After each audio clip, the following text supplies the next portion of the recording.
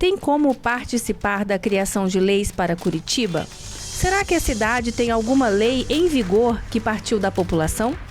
Vamos acompanhar agora o primeiro episódio do programa Do Povo, para o Povo e pelo Povo, feito pela Diretoria de Comunicação da Câmara de Curitiba. Eu sou Pedrita Maria Garcia, jornalista da casa, e estou aqui para falar sobre participação legislativa. Na temporada Você Pediu, Agora é Lei.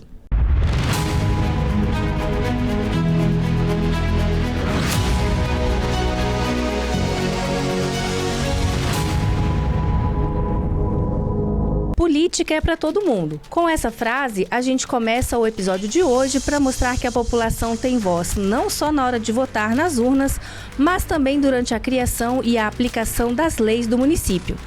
Para falar de participação popular na política, nada melhor do que trazer pessoas que se envolvem diretamente com as questões da sociedade. Começando por Caroline Strapasson, redatora da primeira lei de iniciativa popular de Curitiba, Helenice Malzoni, do Conselho Municipal da Mulher, da Diversidade Sexual e Étnico-Racial, e também o Jordão Violim, que é advogado e professor de Direito Constitucional da PUC Paraná. Sejam bem-vindos e antes da gente começar, eu lembro a vocês que nos assistem aqui no YouTube para favoritar o nosso canal e assim não perder nenhum programa do CMC Podcasts. Agora eu queria que cada um, por favor, se apresentasse para a gente aqui. Pode começar, Jordão. Começo eu, já que você está olhando para mim. Eu sou o Jordão, sou professor da PUC, sou advogado. Eu leciono Direito Constitucional, Direito Processual Civil e agradeço imensamente o convite para participar do podcast. Helenice. Boa tarde, nós somos da Assessoria de Políticas de Direitos Humanos da Prefeitura de Curitiba. Eu estou nesse momento assessora e políticas também para mulheres. E fazendo também uma retrospectiva da trajetória toda, estou conselheira de Direitos Humanos na vice-presidência nesse momento e também dos direitos das mulheres. Carol. Bom, meu nome é Caroline. Eu ajudei na redação do projeto de lei que foi apresentado aqui pela Câmara. Sou advogada, professora de Direito Constitucional e também tenho um podcast, vou fazer minha propaganda, né? Pode fazer. Chama Expresso Constitucional, que é sobre Direito Constitucional e Teoria da Constituição. Acho também aqui no YouTube, né?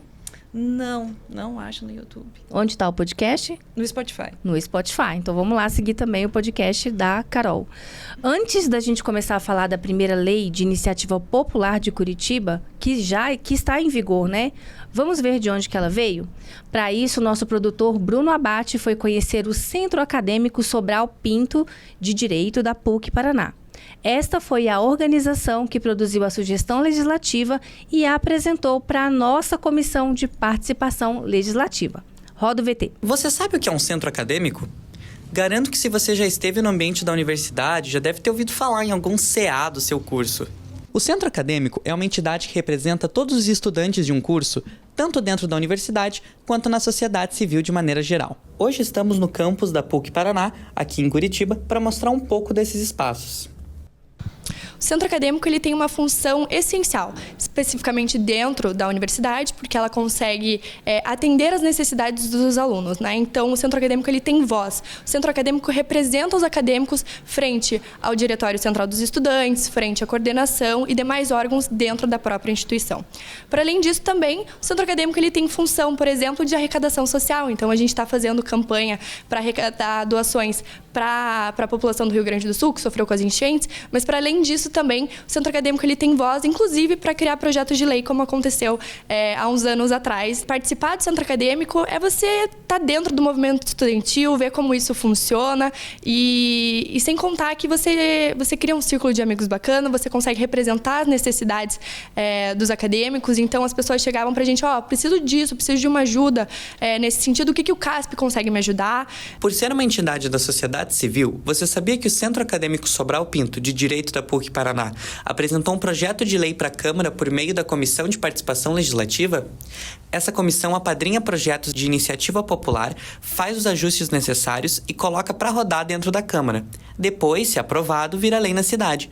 É uma forma da sociedade participar ativamente da criação de leis na capital. E esse projeto já foi acolhido tramitou, foi aprovado pelos vereadores, está sancionado na cidade há mais de 10 anos, ou seja, tem atividade desde 2013 em Curitiba. A Lei de Transparência nos Conselhos Municipais da cidade foi a primeira vez que a Iniciativa Popular conseguiu aprovar um projeto de lei na cidade.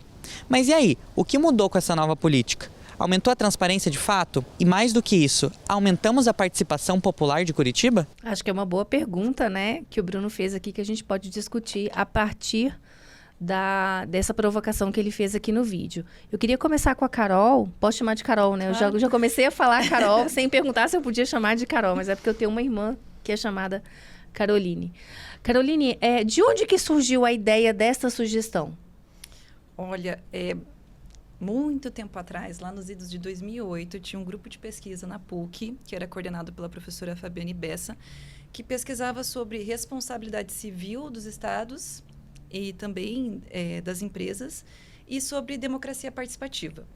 E ela tinha vários eixos de pesquisa. Eu, por exemplo, trabalhava com relatórios de sustentabilidade do setor privado, de telefonias e bancos, em comparação com dados de agência reguladora. Então, eu trabalhava com informação pública, mas meus colegas trabalhavam com vários outros temas. Orçamento participativo, conselhos, a comissão de legislação participativa. Então, os outros colegas, eu achava o tema deles até mais interessante que o meu, mas eu desenvolvia sobre informação pública. E chegou um momento em que a professora ia se desligar da instituição e ela precisava fazer um fechamento da pesquisa dela. E aí eu ajudei em um projeto de iniciação científica a fazer esse fechamento. Então, eu peguei trabalhos de colegas que pesquisaram sobre esses temas e tentei, assim, atualizá-los para terminar aquela pesquisa, porque a professora ia se desligar. Então, eu já percebi, assim, eles já relatavam no grupo de pesquisa dificuldades de obter informações.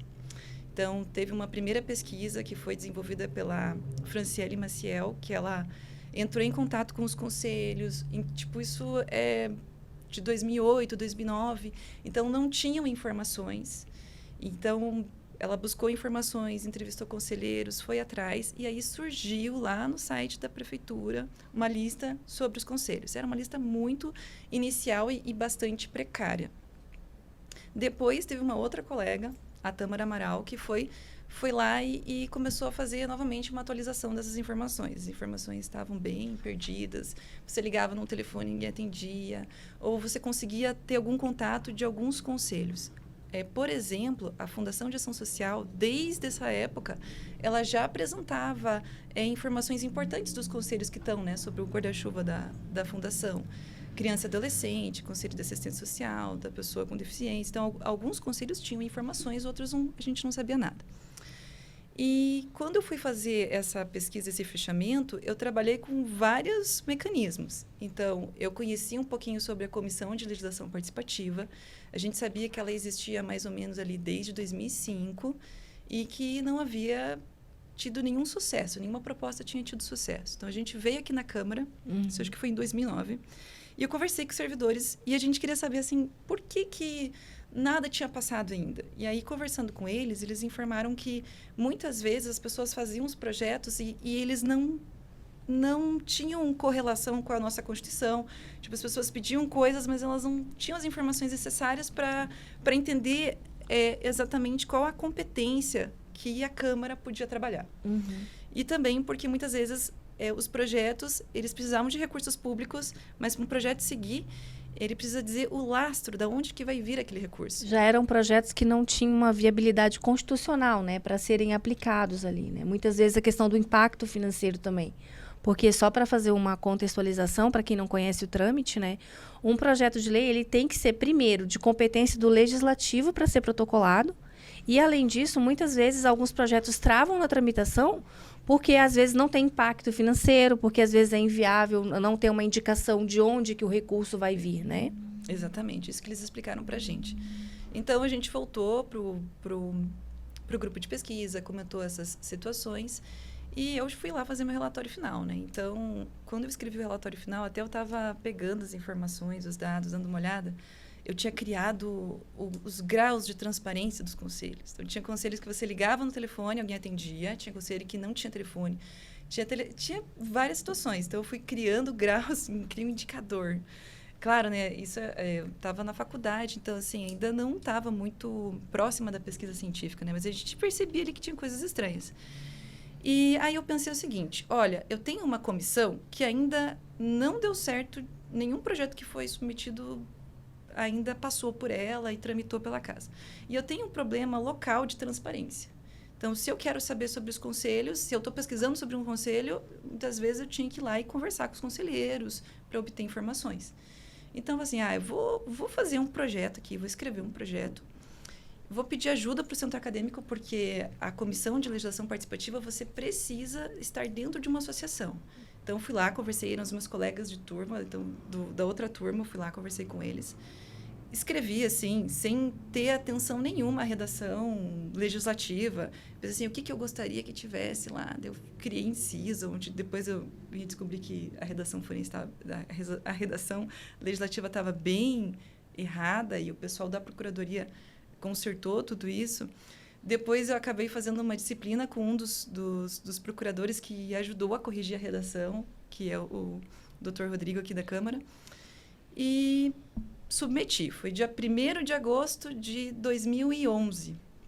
Submeti, assim, bem... Falei assim, olha, se nenhuma passou ainda pela comissão, pode ser que tenha alguma coisa que eu tenha colocado aqui que não passe, né?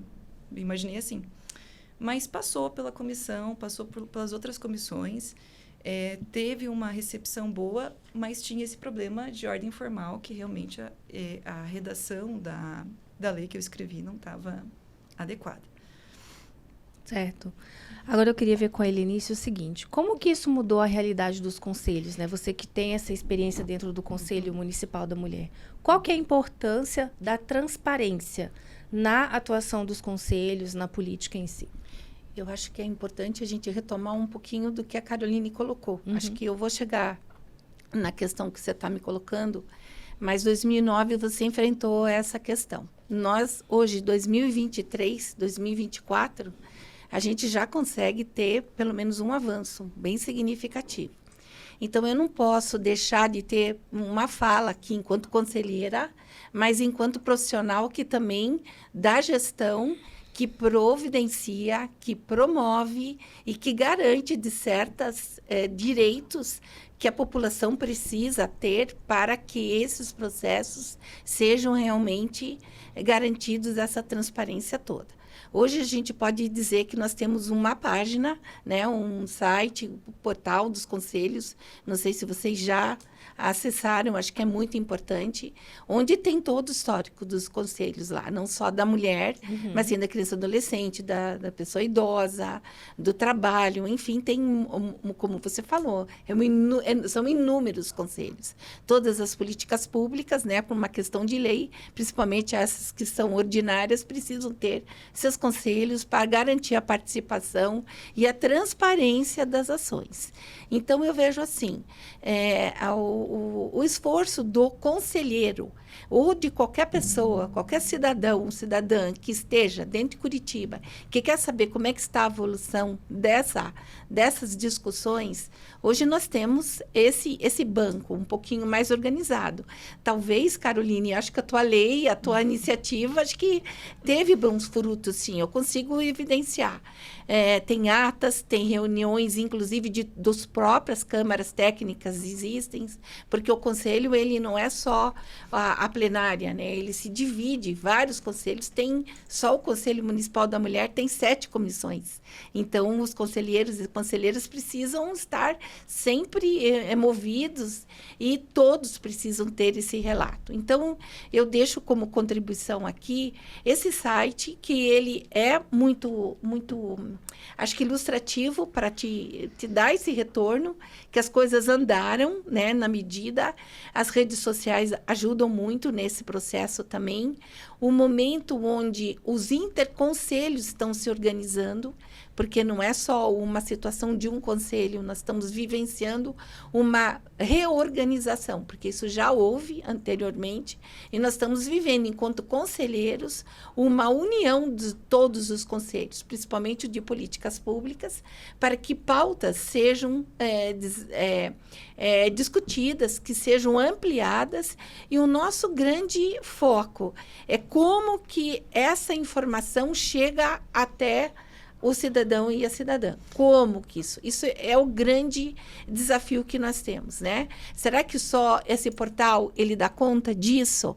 Não. Vamos fazer, e nós como conselheiros, vamos fazer reuniões descentralizadas para que a gente chegue mais próximo da população, para que essa população consiga trazer. E não só escutar a população, mas procurar trazer também, né, um equilíbrio de gênero nas discussões, que é importantíssimo, o equilíbrio também do étnico-racial, porque tudo isso contribui, porque a gente percebe, quanto mais a gente tem as informações, elas não chegam para as camadas sociais, para os grupos vulnerabilizados, de uma forma como chega para alguns outros setores, que tem como acessar. Mas aí eu quero até fazer um Sim, adendo no que você está falando. Em 2009, esse acesso era ainda muito mais difícil do que Muito. hoje. Por isso- Porque hoje nós temos redes sociais. Isso Hoje mesmo. todo mundo tem o WhatsApp. As pessoas, inclusive, não ligam mais, né? Elas só conversam ali pelo WhatsApp. Então, a forma de você conseguir divulgar hoje é muito mais ampla do que em 2009 e 2011. Com certeza. Qual que é a dificuldade, então, ainda em divulgar os conselhos para as pessoas? É que eu acho que é uma prática de participação popular. Eu acredito que seja isso. A população ainda não tem Nós essa temos um cultura. processo enorme do Fala Curitiba, que é um processo de construção do orçamento, né, que chama a população, que discute, e que tem a fase da internet, depois tem a fase presencial, depois tem a prioridade de todas as questões que aparecem, né? Mas aí, quando a gente coloca numa... No papel, né? É pouco. Ainda é pouco. A gente a gente tem uma rede social da prefeitura muito ampla, mas tem muita gente ainda que pergunta, mas qual é o canal de violência? Quando a mulher está em situação de violência, qual é o canal que eu tenho que ligar? Puxa vida, vocês precisam divulgar mais isso. Então, a gente encara isso como um desafio. Um desafio porque nós temos as redes, temos hoje toda essa documentação, e essa documentação também dos conselhos são acompanhadas pelo Ministério Público. Acho que é muito importante dizer isso. Eles acompanham como é que está os andamentos dos conselhos. Nós, pela assessoria de direitos humanos, eu tenho que passar relatório para o doutor Odoné, né? Olha, o Conselho da Mulher está andando assim, o da étnico-racial está acontecendo assim, do direitos humanos assim, e do diversidade sexual assim, que nós conseguimos implementar. Mas eu digo assim, nós estamos com muitos instrumentos, mas ainda existe uma desinformação. Somos provocadas a estar mais perto da comunidade. E a comunidade estando mais próximo, as políticas públicas conseguem ser estabelecidas de uma forma mais participativa, né? Quer dizer, fica numa situação mais adequada. Eu né? queria comentar também, porque a gente falou da criação da lei, né?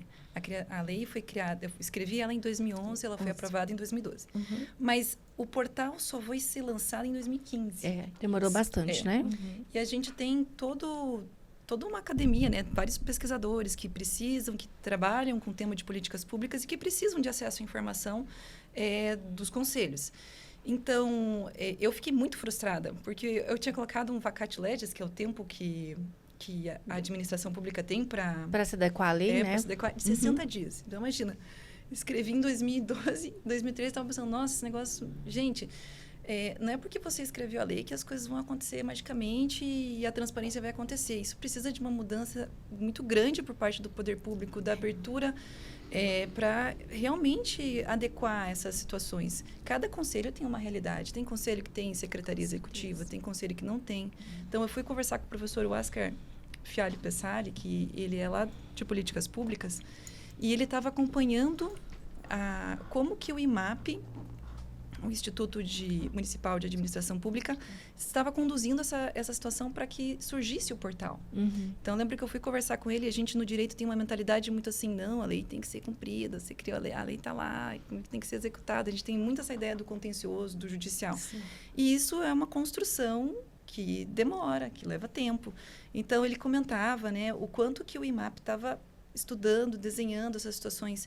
Depois da criação do portal, o professor Wasker desenvolveu o Observatório dos Conselhos. Eu participei durante bastante tempo. Infelizmente, acabei me afastando nos últimos 2 anos, que se verificava o quanto do portal foi alimentado. Quais conselhos já colocaram informações, quais conselhos não colocaram informações. E aí, novamente, não é porque você tem o portal que a informação vai estar lá necessariamente, né?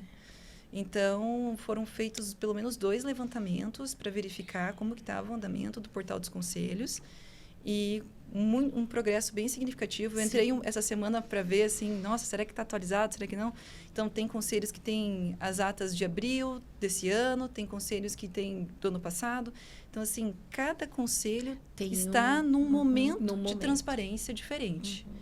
Então, assim, eu analisar esses 10 anos da lei dos conselhos, né, é interessante, mas a proposta de iniciativa, a lei, a participação da comissão, ela é o pontapé inicial. Aquilo que a comissão vai levar para frente, se for aprovado no plenário, vai, né, ser executado, leva um tempo de construção complexo, que envolve muitas instituições e que a gente que participa desse modo precisa também ter muita paciência. Mas nós temos, assim, um grande interesse em vamos dizer assim, deixá-los, né, todos com as mesmas informações. E deixar clara essa informação também, né, que essa informação não pode ser complicada para a população acessar, né? Ela precisa ser bem trabalhada, né? Vou puxar o Jordão para o debate agora, né, Jordão? Eu queria saber o seguinte da sua expertise, né?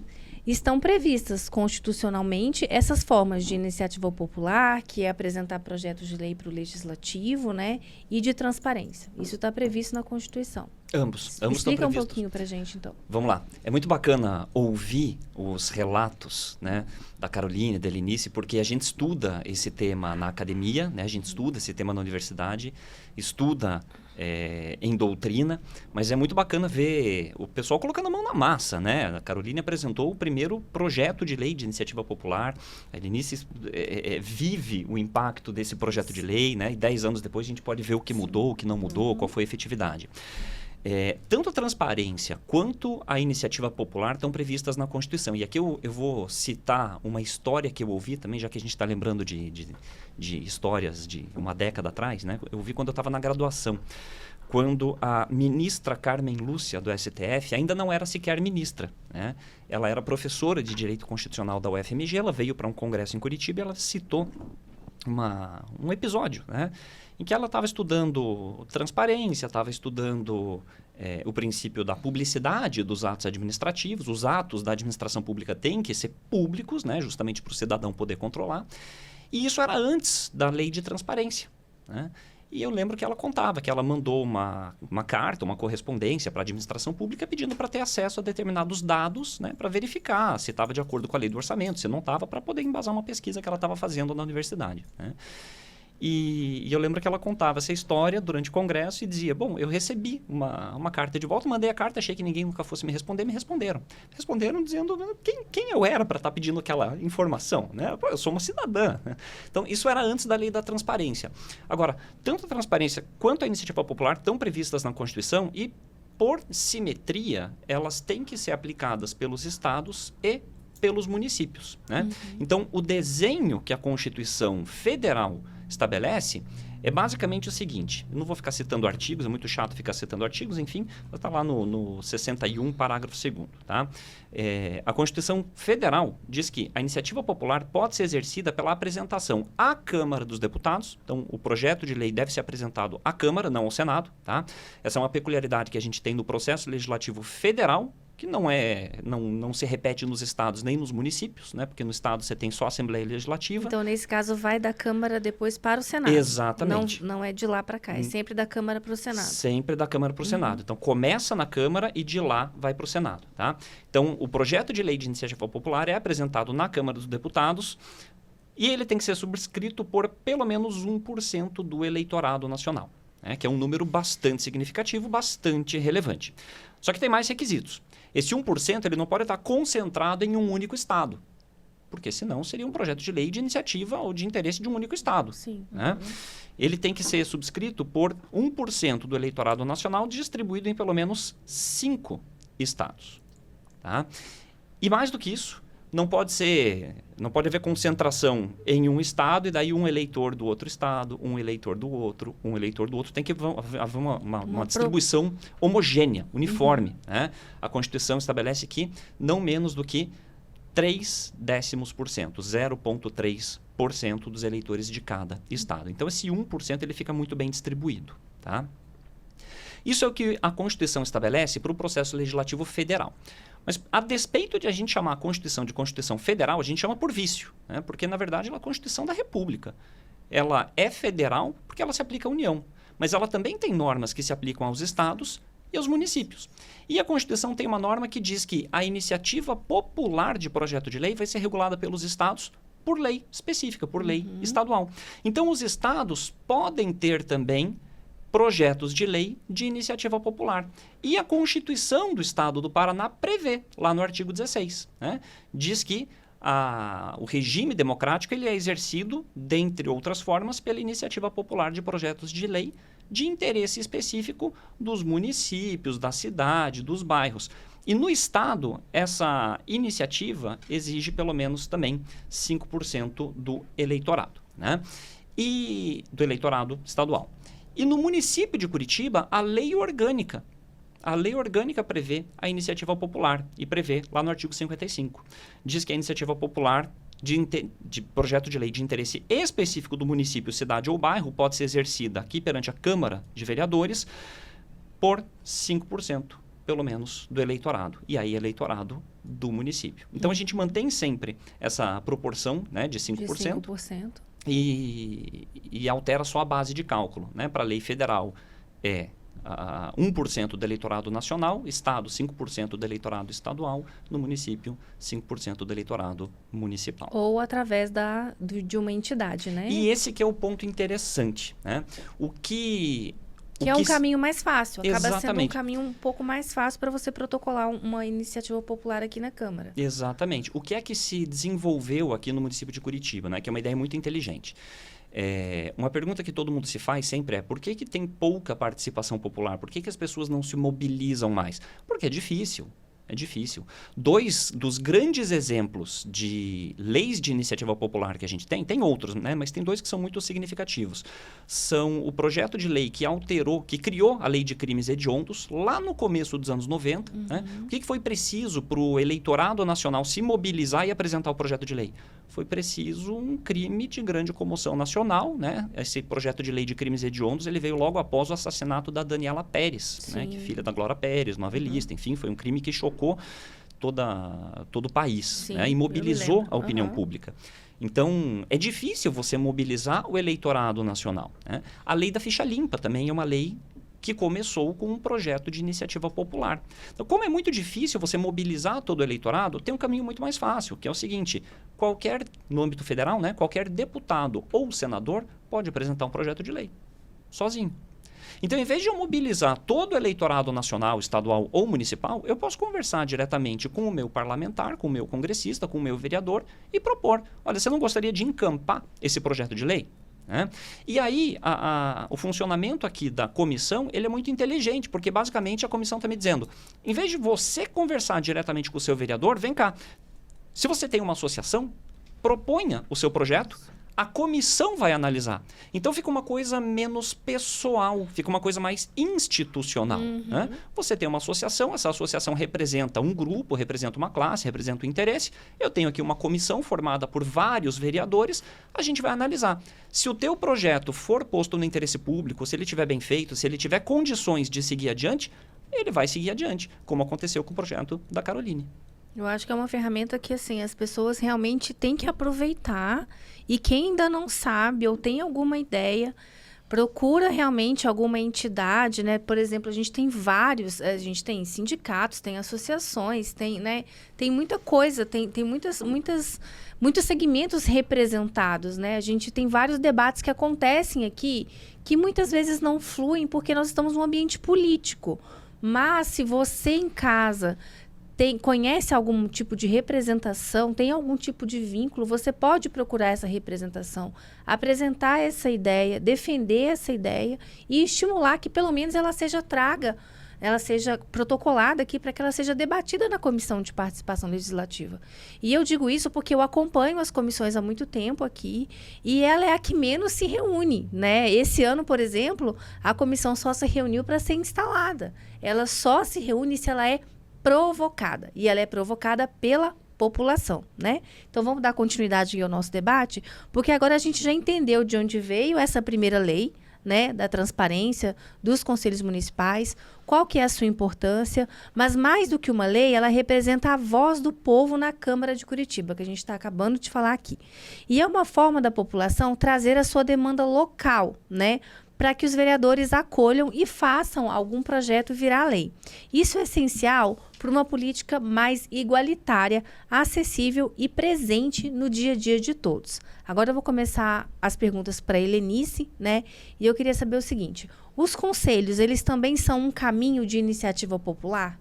Vocês chegam a receber alguma demanda lá, por exemplo, de algum projeto de lei ou alguma sugestão que possa ser acolhida até mesmo diretamente lá pela prefeitura mesmo, não precisa chegar até a Câmara? Sim, acho que a prefeitura é realmente esse espaço e eles recebem muito pela assessoria legislativa e distribuem para que a gente também consiga fazer os nossos pareceres e tudo mais.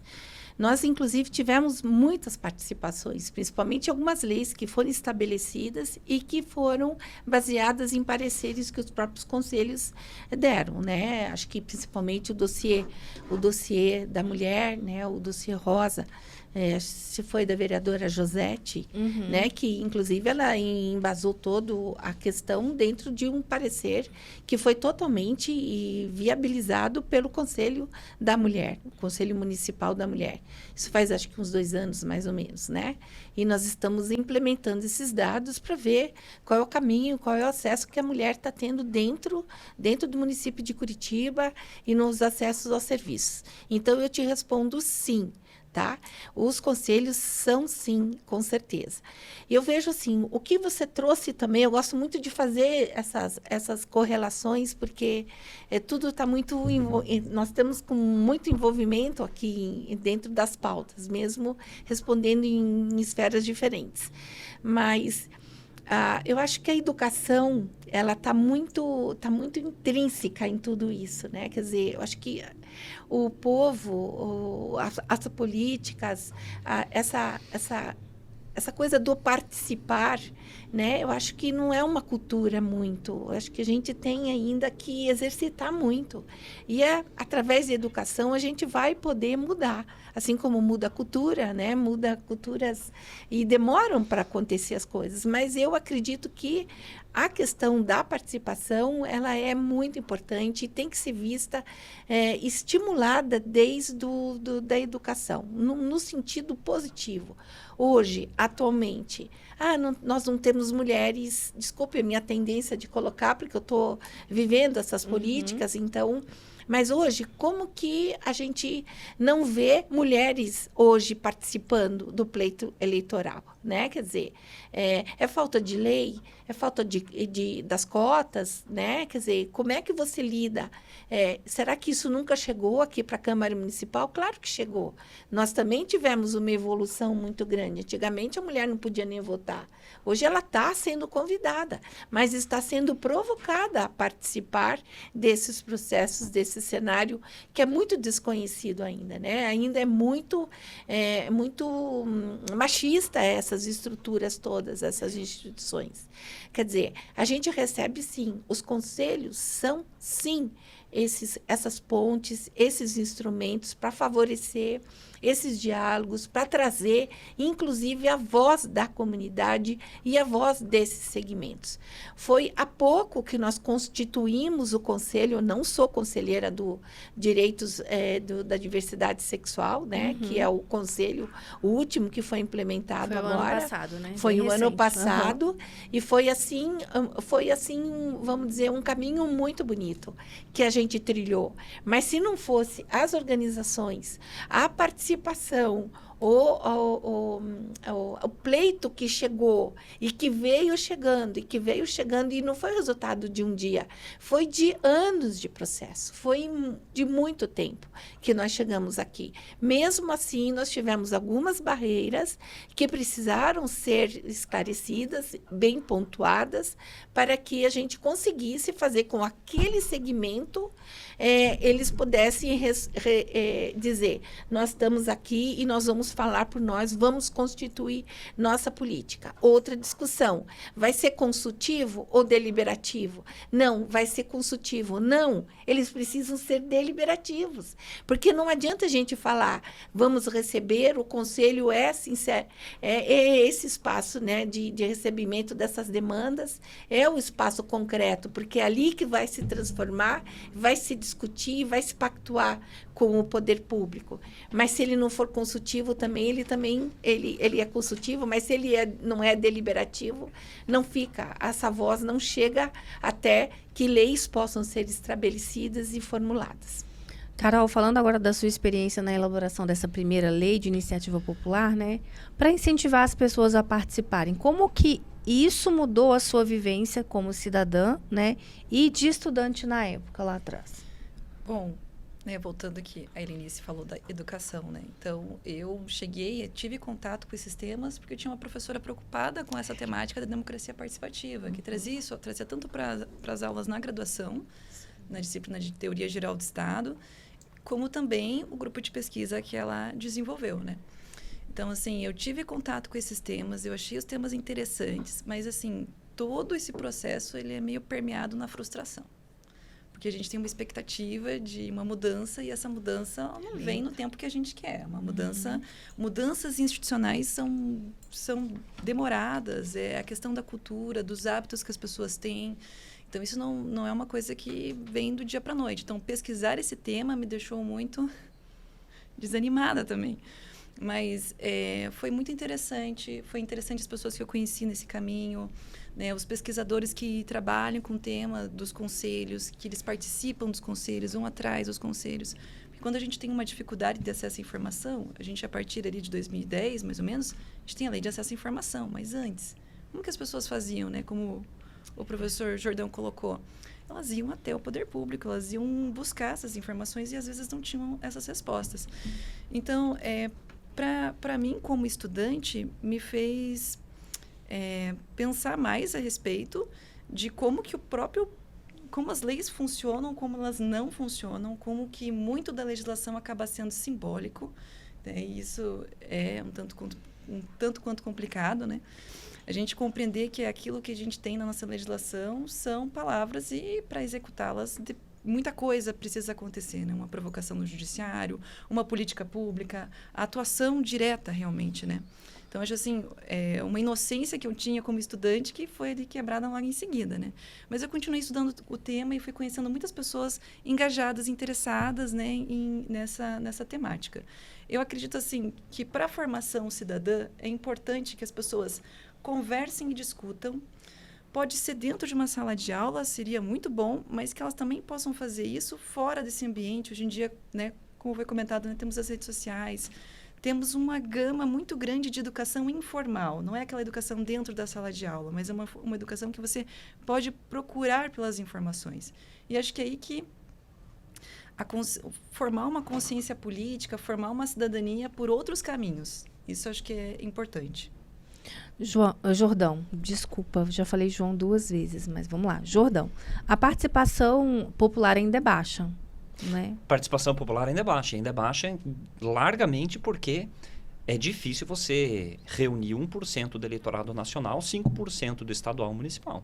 E o que a gente percebe também é que, apesar de muita informação e das pessoas conseguirem procurar buscar conhecimento de diversas formas hoje, elas se envolvem cada vez menos com a política e cada vez menos com as leis de modo em geral. Muitas vezes as pessoas cobram direitos que elas já têm até garantidos por lei, né?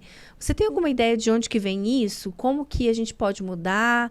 Quais aparatos hoje a gente pode utilizar para poder fomentar uma maior participação política, provocar mais as pessoas a não só irem ali na rede social e colocarem tudo o que elas pensam e cobrarem, mas agirem para que aquilo ali realmente seja efetivado de alguma forma. Isso é um ponto interessante, né? Isso é quase que uma questão de ciência política. Por que a pessoa se sente subrepresentada, mas ela mesma não toma a iniciativa para apresentar o projeto de lei, né? Tem uma série de tentativas de resposta para isso, nenhuma resposta ela é completa, né? Mas uma tentativa de resposta é aquela que diz: o cidadão se sente longe da administração pública, longe do legislativo, acha que política é uma coisa para político, é uma coisa para políticos profissionais e, portanto, ele não se envolve, né? E, às vezes, até existe um âmbito da política que exige conhecimento técnico. Você vai falar de lei de orçamento, plano plurianual, existe, de fato, um âmbito da atuação do legislativo que é um âmbito bastante técnico, que é difícil para o cidadão sem formação específica acompanhar. Agora, existem âmbitos do poder legislativo, existem âmbitos da vida civil em que o cidadão pode participar, e não é necessário qualquer conhecimento específico a respeito disso, né? Então, você acha que determinado projeto de lei poderia facilitar a sua vida, né? Aqui a gente tem um belíssimo exemplo, né, do projeto de lei proposto pela Carol. Você acha que um determinado projeto de lei facilitaria a sua vida? Apresente o seu projeto de lei, né? E aí talvez um caminho, aqui uma outra tentativa de resposta, seja aquilo que o pessoal tem chamado de democracia virtual. Existem algumas iniciativas em outros países por meio das quais o cidadão tem a possibilidade de apresentar sugestões legislativas diretamente. Ele vai exercer a sua participação democrática diretamente por meio da internet, né? Por meio de um canal de comunicação e não indiretamente por meio do seu vereador, deputado ou senador, né? Isso é uma possibilidade também. O desafio é você criar uma ferramenta tão acessível quanto a internet sem transformar, né, esse canal numa coisa tão fácil, tão sem filtros, que qualquer coisa vá parar ali, né? Dizendo de maneira muito, muito clara. O desafio é criar um canal que não seja tão complexo quanto a iniciativa popular de projeto de lei que a Constituição estabelece, né? Que, como eu mencionei, exige uma participação massiva, é difícil.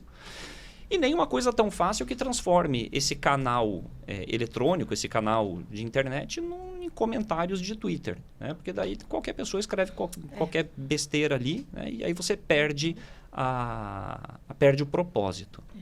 Certo. Agora eu queria falar um pouquinho mais para vocês aqui, para a gente transitar para uma outra parte da nossa conversa, né? Que essa comissão, a Comissão de Participação Legislativa, ela tematiza exatamente isso. É uma forma do povo chegar diretamente no legislativo. A comunidade, ela apresenta a sugestão através de uma entidade civil, como a gente já falou aqui, né? O Centro Acadêmico foi um exemplo muito claro. A Comissão de Participação Legislativa, ela acolhe e ajusta a proposta, ela transforma em projeto de lei. Assim, ele pode tramitar igual às outras propostas que são apresentadas aqui na Câmara. E pode virar uma lei se ela for sancionada pelo prefeito ou promulgada também. É esse o caminho que a gente fortalece para você que está assistindo ou ouvindo aqui o nosso podcast. A Câmara, ela também é um espaço que é seu, é um espaço que é da população. A gente ressalta isso porque a participação popular ainda é muito baixa. A gente já vem falando isso aqui desde o começo do nosso programa. Então, eu queria que vocês, né, convidados aqui, deixassem para a gente ou um elogio, ou uma sugestão, ou uma reclamação, né, para os vereadores que estarão com a gente no último episódio da temporada. Depois desse aqui, a gente tem mais um, e o terceiro vai ser com os vereadores que integram a Comissão de Participação Legislativa. Então, para vocês, qual que é a prioridade, né, que os vereadores devem enxergar para aumentar a iniciativa popular no Legislativo? Assim como a Carol fez na sua época de estudante com o centro acadêmico. Eu quero começar agora com o Jordão. Vamos lá. Eu vou deixar um elogio e uma sugestão, né? O elogio é pela própria criação da comissão. Eu acho que a estrutura, né, as normas que estão por trás da comissão são uma interpretação muito inteligente daquilo que a Constituição estabelece. Se um único vereador pode apresentar projeto de lei, por que esse projeto de lei não pode ser apresentado por uma associação e encampado por uma comissão de vereadores? Faz todo sentido do mundo, né? Então, a Câmara de Vereadores, ela utiliza uma interpretação bastante inteligente, bastante sofisticada do texto da Constituição, né, do texto da própria lei orgânica do município, para criar a comissão, que tem uma estrutura bastante sofisticada, né, como eu disse. Então, esse é o meu elogio. Minha sugestão é, talvez fosse o caso de se permitir a apresentação de projetos de lei por meio de formulário na internet, né? E aí a gente facilita a apresentação de proposta pelo cidadão. Talvez fosse o caso de, inclusive, se colocar um manual, né, algumas regras muito básicas do tipo o que você pode ou o que você não pode apresentar, né? Porque, por exemplo, não adianta o cidadão apresentar na Câmara de Vereadores de Curitiba um projeto de lei criando crime, porque criação de crime é competência da União, né? Existem matérias que são de competência da União, dos estados e dos municípios. Então, se você vai apresentar um projeto de lei aqui na Câmara de Vereadores, apresente um projeto de lei sobre matéria de interesse do município, né? Interesse municipal, interesse local, competência do município. E existe um segundo ponto que talvez assuste as pessoas também, que está relacionado a matérias de iniciativa privativa. Também dá para colocar numa página na internet, né, essa orientação. Olha, vai apresentar um projeto de lei? Cuidado! Não adianta apresentar sobre esses temas aqui, porque esses temas são de iniciativa privativa, por exemplo, do prefeito, né? É muito comum, assim, não é muito comum, mas é um pensamento muito comum o sujeito dizer, olha, eu sou servidor do município, eu sou de determinada carreira, eu quero aumento. Eu vou colocar aqui um projeto de lei para aumentar meu salário. Não adianta, né? Não adianta porque a iniciativa popular para aumento de salário, para dispor sobre carreira de servidor, é de iniciativa privativa do prefeito, né, do chefe do poder executivo. Então, esses detalhes, eles parecem detalhes muito complexos, né, mas, na verdade, eles são o feijão com arroz, eles são o cotidiano do poder legislativo. Quando o cidadão tem conhecimento dessas normas, fica até mais fácil acompanhar, né, e entender por que seu projeto de lei foi para frente, foi aprovado, ou por que ele foi barrado em alguma comissão. Ele pode se frustrar, né, dependendo da sugestão. Mas aí eu já quero te responder uma coisa, né, que a gente não abordou aqui. Nós temos no site da Câmara o banco de ideias legislativas. Olha, então, que boa não ideia. só temos a comissão de participação legislativa, mas também tem um banco de ideias onde as pessoas podem protocolar as suas ideias, né? Sejam sugestões ou seja um projeto de lei. Ele não é refinado da forma como você sugeriu, obviamente, ele não tem toda a instrução do que pode virar uma lei, do que é competência do legislativo, do executivo, mas, inclusive, já temos até projetos que tramitaram. Na verdade, o vereador adotou, né, a ideia de alguém e protocolou o projeto de lei aqui. Então, você está certíssimo no que você sugeriu, a Câmara já está avançando nesse aspecto, mas a sugestão vai poder ser aprimorada se os vereadores assim acatarem. Vamos lá, Eli. Bom, primeiro eu reforço bem as palavras do nosso companheiro Jordão, foram precisas, mas eu acho que deixo algumas sugestões também. O que falta, acho que um pouco, e a gente escuta um pouco dessa lida de ser conselheiro e de estar, né, nessa vida profissional com muitos conselhos, com muitas vivências nesse sentido. Acho que a gente tinha que fazer um processo de reuniões mais ampliadas com a Câmara Municipal junto com os conselhos, né? Que exista esses momentos de consulta pública e que façam que essas reuniões ampliadas ocorram, né? Porque isso valoriza, isso estimula todo o encaminhamento de vários processos, né? Para que o vereador também, todos eles têm o seu reduto, têm os seus focos de atuação, mas, portanto, precisam estar para todos e todas dentro do município, né? Para todas as pessoas. Sim. Então, deixo aqui, né, essa contribuição para que a gente consiga ampliar um pouco essas reuniões junto com todos esses conselhos. Certinho. Carol? Nossa, eu tô pensando no que vocês disseram. Realmente, eu acredito que muitas coisas poderiam melhorar, né, do acesso à comissão. Então, como que esse acesso está acontecendo? Eu fiz o protocolo protocolo em papel, né? Acredito que hoje em dia as coisas estão bem mais evoluídas no sentido de tecnologia. Mas a minha sugestão, ela vem de um outro lugar. Talvez convidar nas escolas municipais, convidar nos locais onde a gente está aprendendo mais sobre cidadania, que existe essa ferramenta, e fomentar isso, né, como um exercício para adolescentes, crianças, universitários, quem quer que seja, né? Convidar a pensar sobre quais temas a gente pode melhorar na cidade. Talvez reduzir a burocracia para ingressar os temas, né? A gente tem o banco de ideias, como você comentou, também seria um caminho.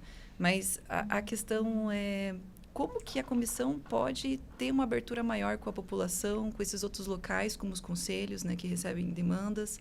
Então, como que a comissão pode se articular nesse sentido, né? Tá bom. Então. Muito obrigada, viu?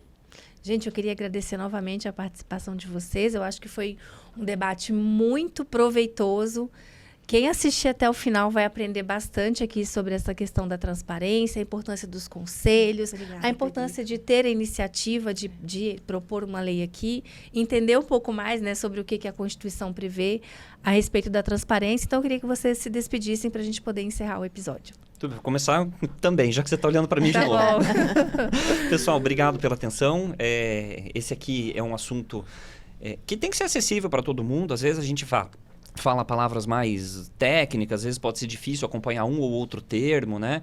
Mas é importante que o cidadão se sinta confortável em apresentar projetos de lei, em participar do debate político. Política não é coisa de político profissional, política é assunto de cidadania. Isso, e eu agradeço a oportunidade, né, de nós estarmos nesse debate tão rico. Eu acredito muito que no final dessa trajetória nós vamos aprender muito. Mas eu faço aqui uma consideração. Nos próximos, até convidar conselheiros da sociedade civil, que é muito importante, porque eu tenho uma representatividade governamental, que para mim é muito mais fácil. Eu conheço os termos jurídicos, sim, eu estou dentro do conselho onde eu domino uma política, e tem todo instrumentos que nos facilitam muito a nossa prática, que é diferente do conselheiro da sociedade civil, que está ali, que precisa, né, sair do seu trabalho, que precisa se empoderar de todas as questões de termos técnicos, inclusive, e principalmente precisa ter capacitação, muita capacitação, e meios de conseguir persistir nessa participação, porque eu posso até conseguir participar, mas o outro desafio é se manter nessa participação e se manter representativo. Então, eu estou, nesse momento, agradecendo muito e parabenizando a Câmara Municipal por todo esse trabalho que vai ser desenvolvido. Obrigada. Carol? Parabéns pela iniciativa de trazer esses temas para discussão. Eu fico feliz de poder conversar com vocês sobre isso e dizer para quem tem uma indignação, manifeste-se, vá atrás, faça a sua parte. Com essa a gente encerra, então, né? E vou querer agradecer mais uma vez a sua participação, você que acompanhou aqui até o final. E eu quero chamar você para acompanhar o próximo episódio do nosso programa. Nós vamos receber aí cientistas políticos, advogados e outros especialistas. A gente vai entender como podemos aumentar a participação legislativa da população nas decisões políticas da cidade. Vamos assistir, hein? Espero você. Tchau, tchau.